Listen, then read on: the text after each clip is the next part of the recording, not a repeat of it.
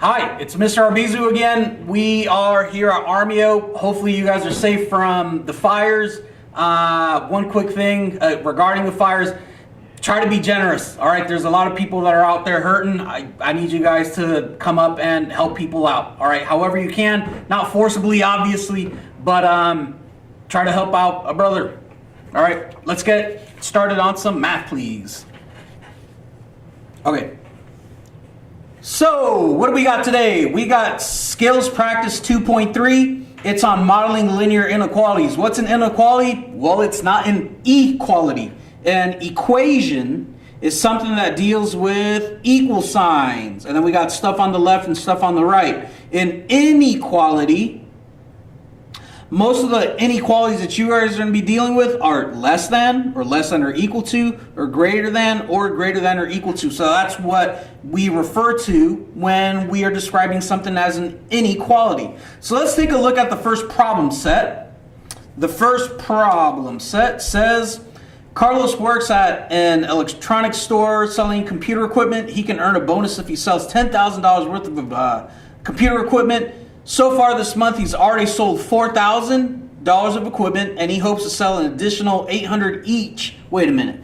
He hopes to sell additional laptops, computers for $800 each to reach his goal. This function represents Carlos's total sales as a function of the number of laptop computers you sell. So, better yet, they give us this graph, and this graph is the graph of f of x equals 800x plus 4,000. So right now, if he doesn't sell any additional laptops, he will have a total of $4,000 in sales. And then for each additional laptop, it's going to go up by how much? $800. This is the rate of change or slope, and this is our y-intercept, otherwise known as our starting point. So this is our y-intercept. So it's kind of weird. I tore this page because I know that we're going to need this graph to be able to do these problems. So let's take a look at problem number 2. On the back side, and I'm going to fold this a little bit, they say use the graph to write an equation or inequality to determine the number of laptop computers Carlos will need to sell to earn each amount. If he wants to sell less than 7,000, let me make sure I get this right. He wants his total sales to be less than 7,000. Well, let me see. Looking at the graph, 7,000 would occur at about here. And he would make less than 7,000 if he would do less than 4 computers. Why? At 7,000, it looks like it's approximately 3.5 or 3.75. I don't know what it is, but I know it's definitely not 4. So if he does less than 4 computers, if he does 3, will he have done less than 7,000? Yep. At 2, yep, that's less than 7,000. At 1, he will have maybe somewhere between 4,000 and 15. Or, I'm sorry, 4,000 and 5,000. So if he sells less than 4 computers, he will have made a total sales of less than 7,000. Let's go to number 4. I'm going to skip number 3 because it's pretty much like the previous problem. So let's take a look at number 4. I'm going to fold this so that we could just focus on number 4. Genius. I should have been an engineer. Let me see. I want to know how many computers he will have needed to sell at least 9,000. Will he be happy if he sells $9,000 worth of equipment? Yes, he will. What if he sells less than? Nope. He's got to do more than this. So for this one, I'm going to write an equation. $9,000 has to be greater than or equal to the function, which was 800x plus 4,000. Now, before I do this, I want to figure out an approximation. So it says I want to make at least 9,000. So let me look at this. Here's 9,000. I'm going to go straight across and straight down. So to make at least $9,000, if he sells 6, He won't make at least 9,000. I think it's got to be more than 6 computers. If he does 7 or more computers, he will have satisfied that. So 7 or more computers should be the answer. Computers. Let me check it. So this is what I'm going to do. I'm going to solve this inequality. How? It's just like an equation. I'm going to start by subtracting 4,000 from this side and 4,000 from this side. And I'll get, let me see, 5,000 is greater than or equal to 800 divided by x. I need to get x. How do I do that? Well, I need to divide this side by 800 and this side by 800. So I'm going to do that in the next step. Divide, and I'm running out of space. Let me see. I get this. Oh, this doesn't make sense. I'm not going to get the right answer. It's because I wrote my inequality wrong. This represents the amount of money he's making. It has to be at least 9,000. So this side has to be greater than or equal to this side.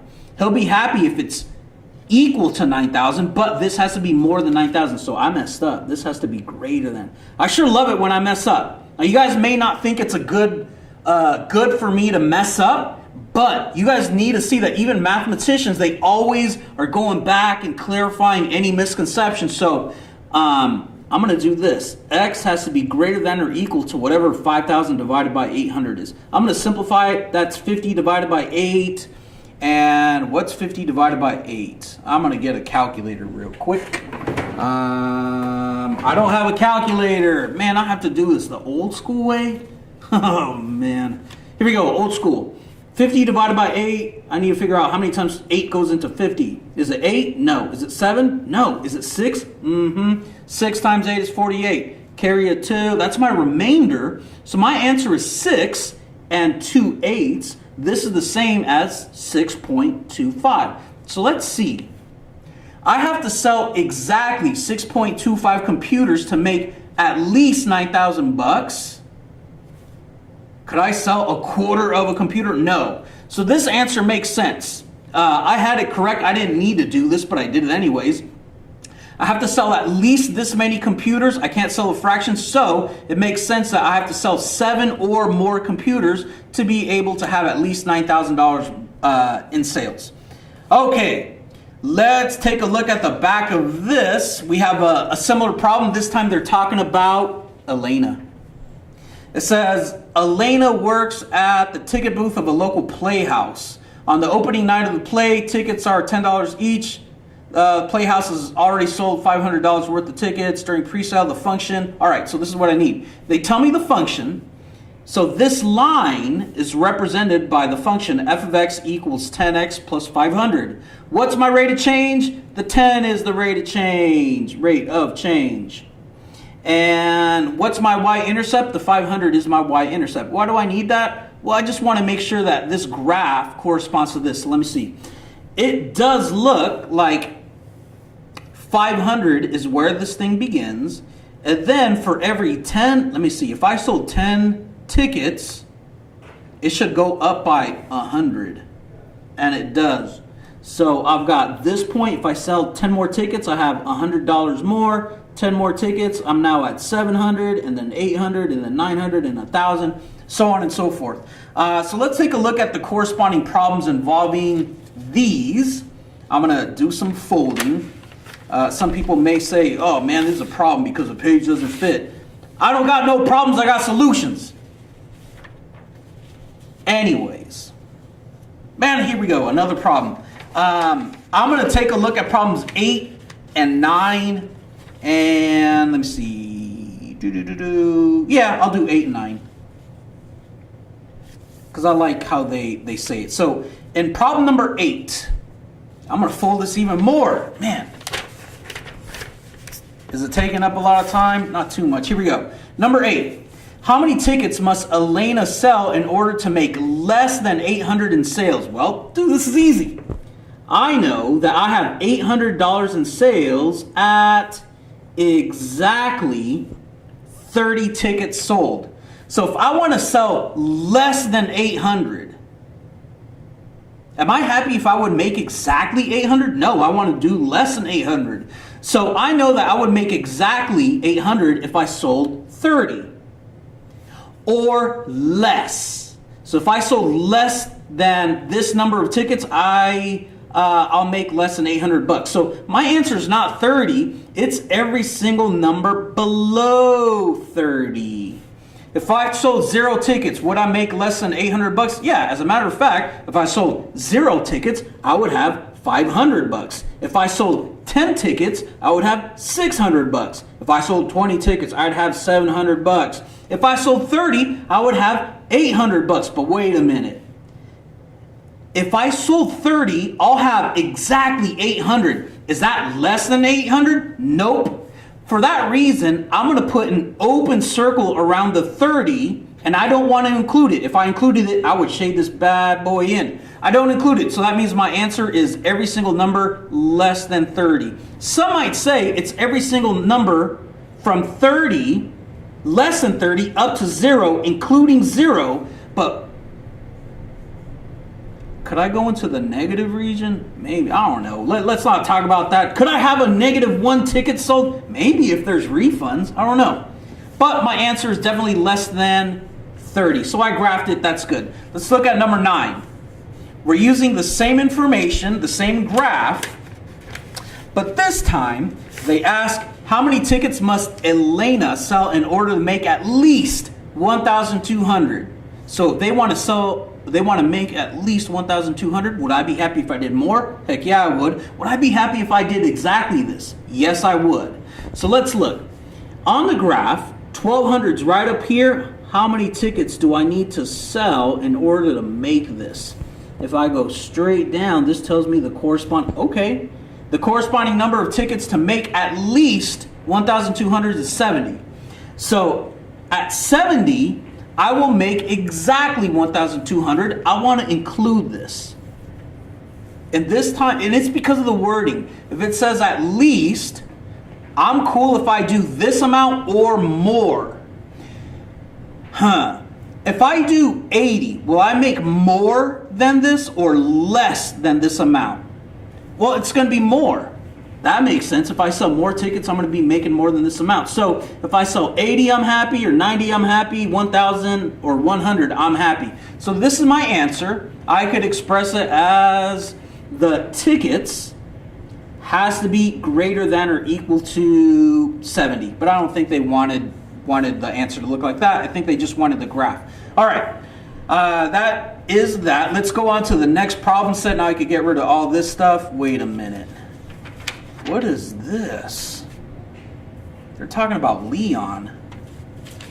I got my pages all messed up. Oh, I found it. All right. I'm still on section 2.3 of the skills practice. This time we're talking about a new guy. His name's Leon. It says that Leon plays on the varsity basketball team. So far this season, he has scored a total of 52 points.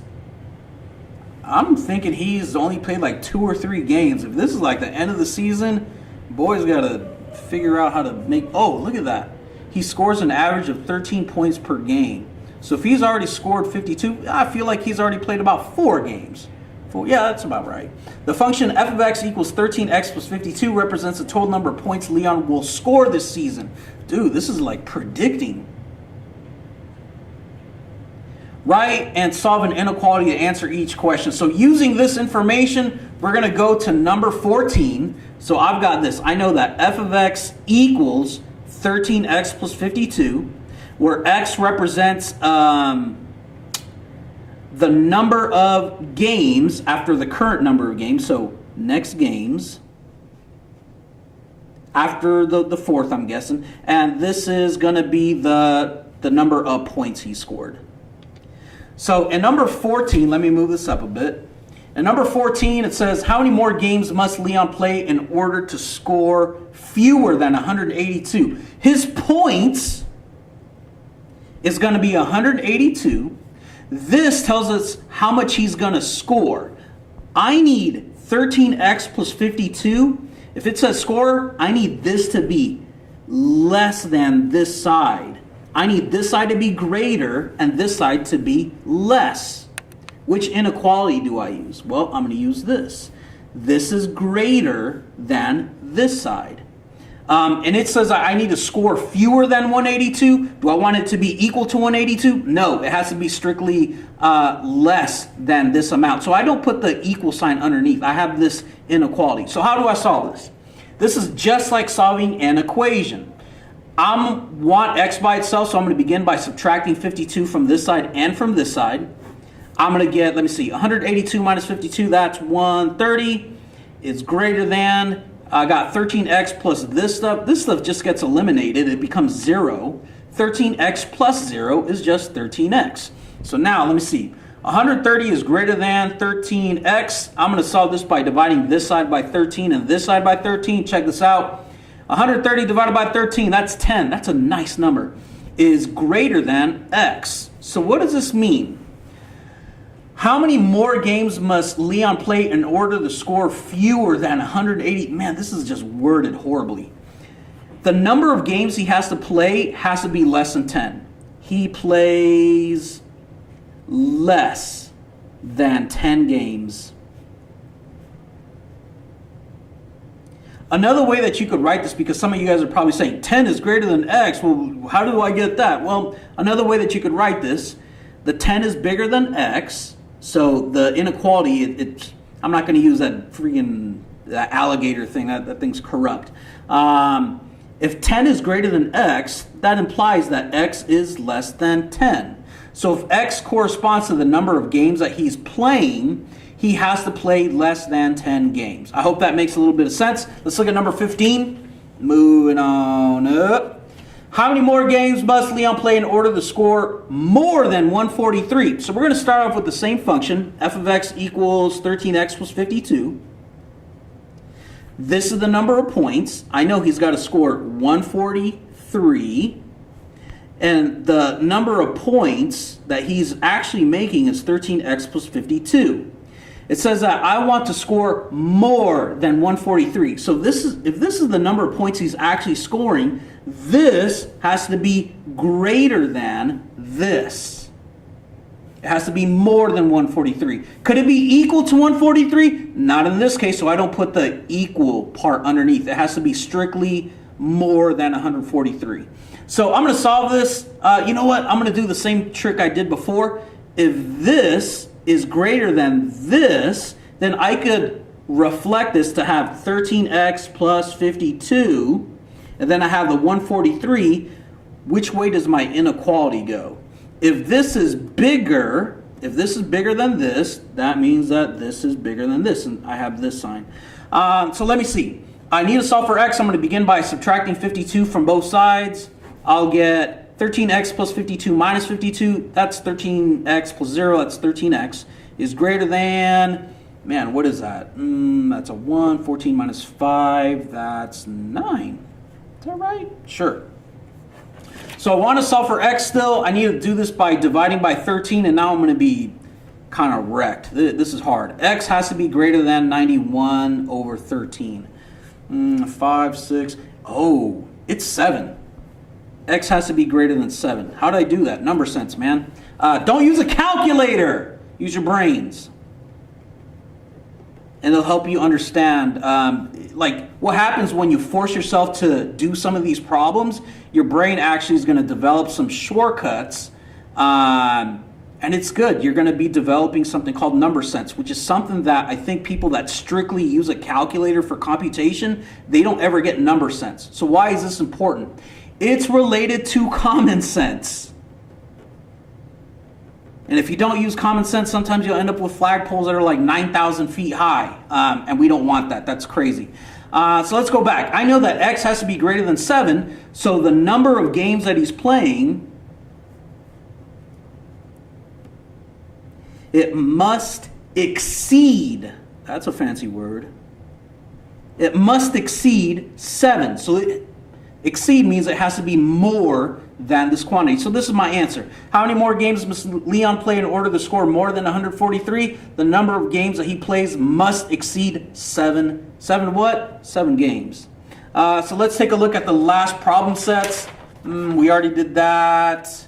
This is for you guys to do. Oh man. And then let's look at number 20. Let me make sure that this is in the right spot. Number 20. I might do 21, I don't know. But let's take a look at 20. It says, a bathtub filled with 55 gallons of water is drained. All right, so this thing originally had 55. That makes sense. At time 0, it's got 55. The water drains at a rate of 5 gallons per minute. So after 1 minute, what's 55 minus 50? It's, wait a minute.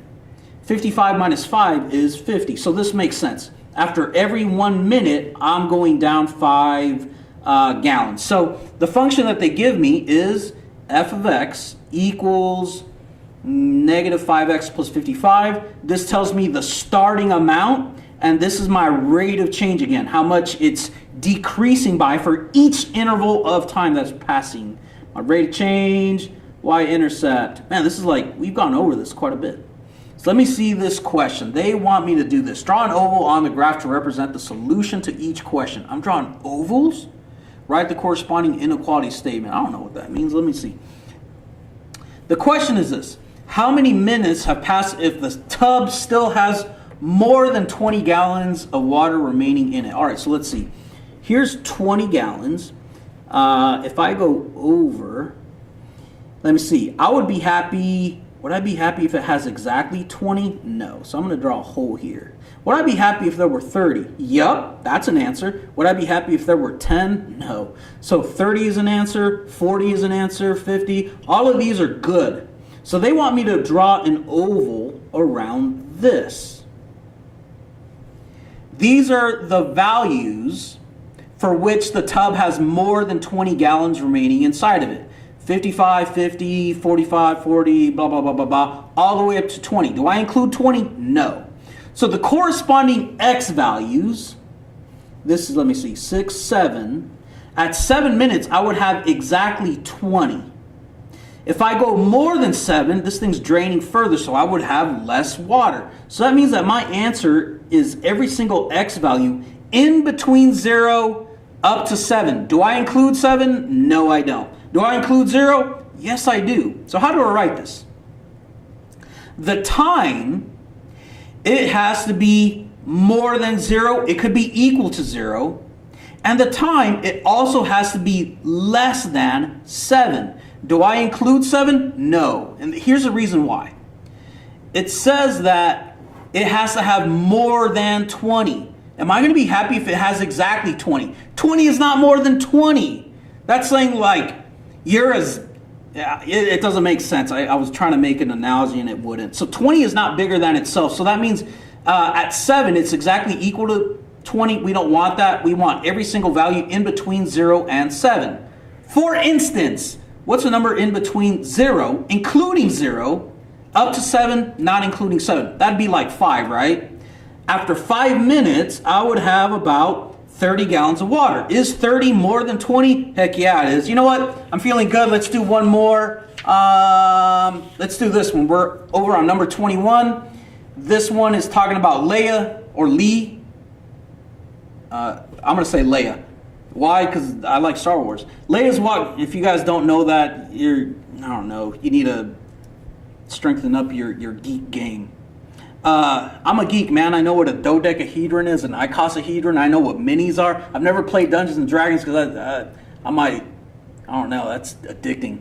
But I do play board games. And I love math, man. Do all geeks love math?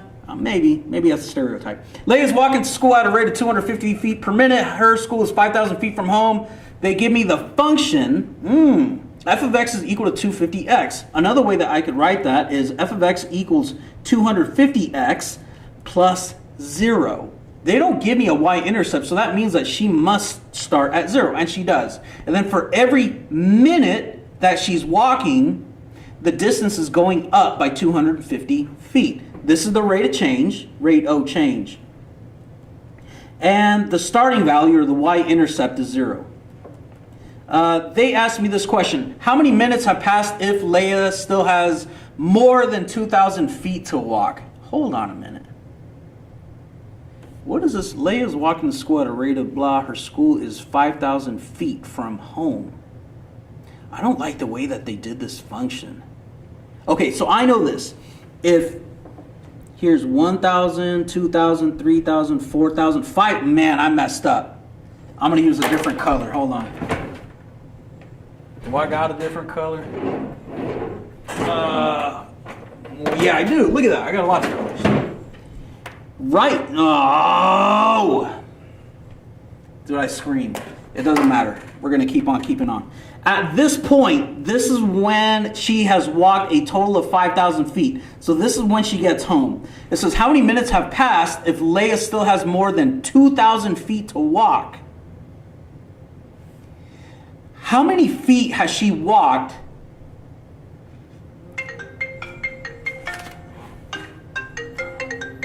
We're going to hang up on that person. Let me see. Leia still has more than 2,000 feet to walk. So if she has more than 2,000 feet, that means that she has walked less than 3,000 feet total. Yeah, that makes sense. So you may think that you need to look at this 2,000. That's not true. If she still has more than 2,000 feet to walk to get to home, that means she has traveled less than 3,000 feet. So how much time has she walked? She has walked, we're looking at this. She has only walked between 0 and 12 minutes. Now, at the 12-minute mark, she would have walked exactly 3,000 feet. We don't include that because then she would have exactly 2,000 more feet to walk. So my answer is the time frame between 0 and 12 minutes, including 0, not including 12. So my answer, I'm going to represent it like this. 0 has to be less than or equal to t, which is less than 12. I hope this stuff makes sense to you guys. You really got to read this. Math problems, like math word problems, it's not like English. 3 or 4 or 5 sentences of math, it's extremely loaded with information. So you really got to pick apart what's happening in every single one of these sentences. All right. Let me know. Oh, one thing that I want to tell you guys, there's tutoring available at Armio if you guys are getting stuck. Tutoring at Armio. When? Well, all the time, but there are designated tutors at Armio on Monday, Wednesdays, and Thursdays from 3 to 4 p.m. So what happens on Tuesday and Friday? Well, you could come over in B Hall, and then you could come ask Mr. Arbizu, that's me, or Shabazz, or Miss Tomko, or Mr. Taylor. There's lots of us, and we all love you guys. I'll see you guys later. Bye.